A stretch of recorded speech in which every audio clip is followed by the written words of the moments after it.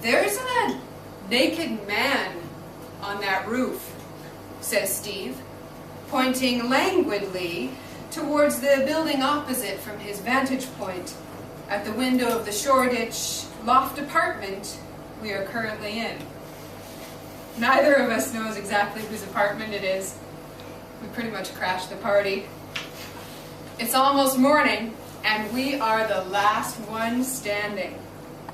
It's been one of those parties where the booze is both expensive and free-flowing. The kind of party where someone invariably falls out of the window and dies.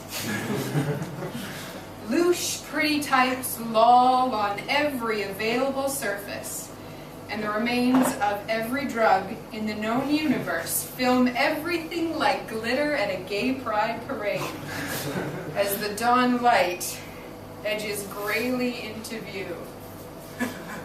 We are wasted. We're always the last one standing. I've known Steve since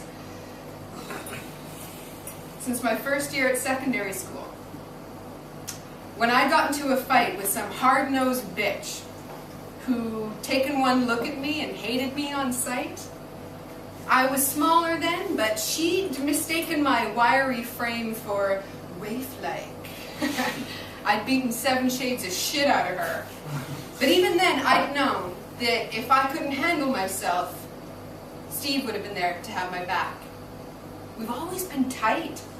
Any trouble we've been in together. And we've tended to get into a lot of trouble on a fairly regular basis.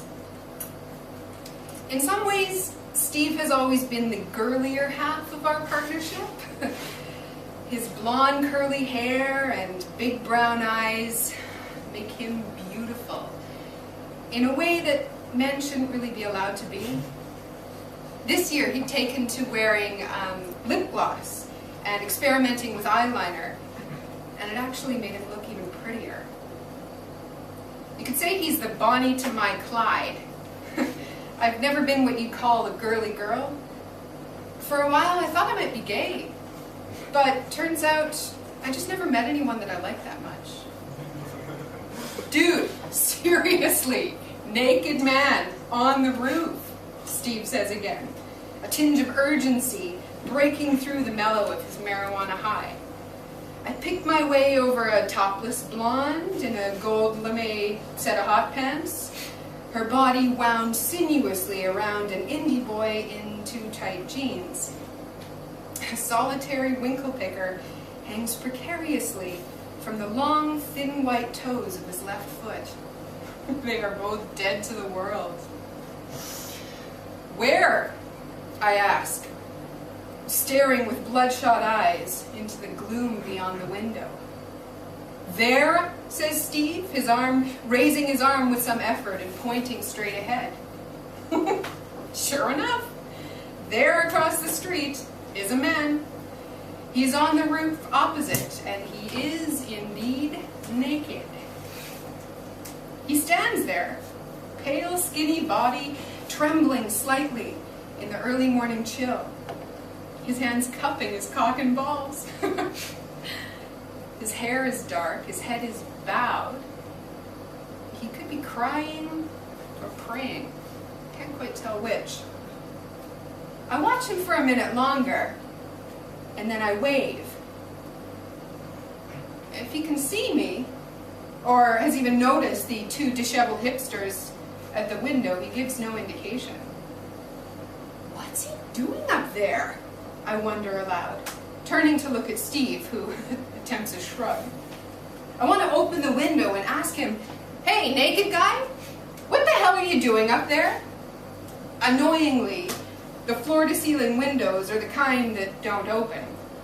I guess the architects that did the loft renovations have been to enough Shoreditch parties to know that this is probably a good idea. Instead, I bang on the window and yell, "Hey! Hey!" I'm pretty sure the guy can't hear me, but he raises his head anyway, his empty dark eyes looking straight ahead through the window, through me. He's mouthing something over and over again. I don't know a thing about lip reading, but I'm pretty sure he's saying fuck. Fuck, fuck, fuck, fuck, over and over again like a freaking mantra.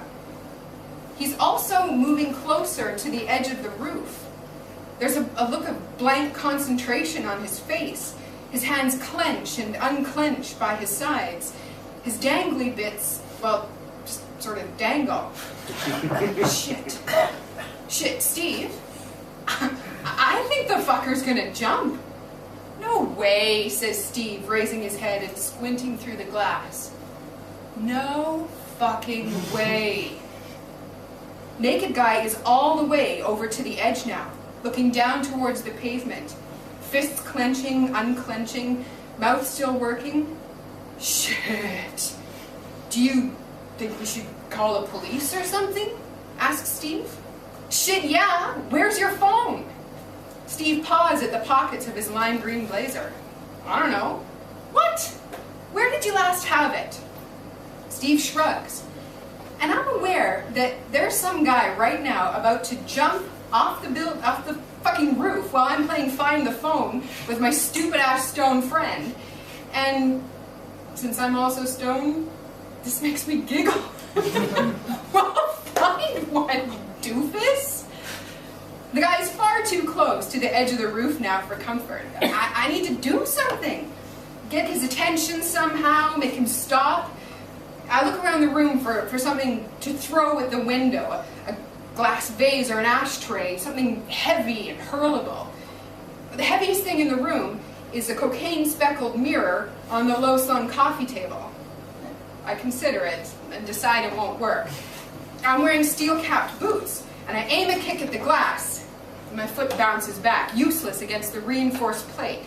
Steve, I yell, not turning around. Do I need to remind you that there's a naked man preparing to take a nosedive off the roof, and we need to do something? Can you just find your fucking phone, or any freaking phone, now? I'm looking, Steve yells back from somewhere in the apartment, out of sight. Just then, and I swear this is true, because this is the kind of shit that only ever happens in movies, right?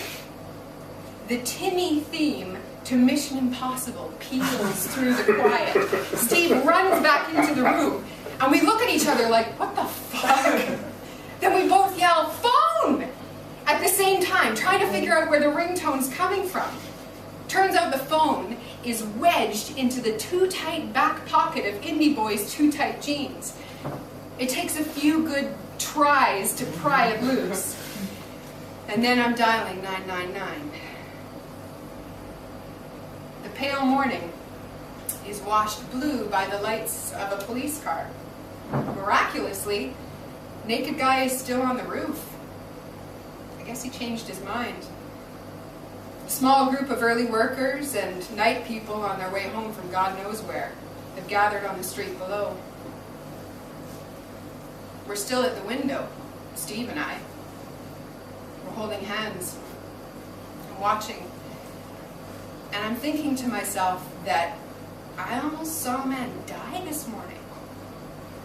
A wave of relief washes over me. I think I'm crying. My eyes are stinging and watery, and my breathing's a little ragged. It hits me that I don't want to die. I don't even want to think about dying. And I really don't want to think about what life would be like if Steve wasn't in it. I squeeze Steve's hand and turn to him. Steve, I say, whatever you do, you are not allowed to die. If you ever die on me, I will fucking kill you. Steve looks at me and smiles his pretty smile. Who's dying? He says. Steve, I say. I love you. And I love you too, Toots, he says, wriggling his eyebrows like a wannabe Groucho Marx. I laugh. It's funny. I guess you had to have been there. No, you idiot, I say. I really mean it. I know, says Steve. And then he kisses me. like it's not even for the first time.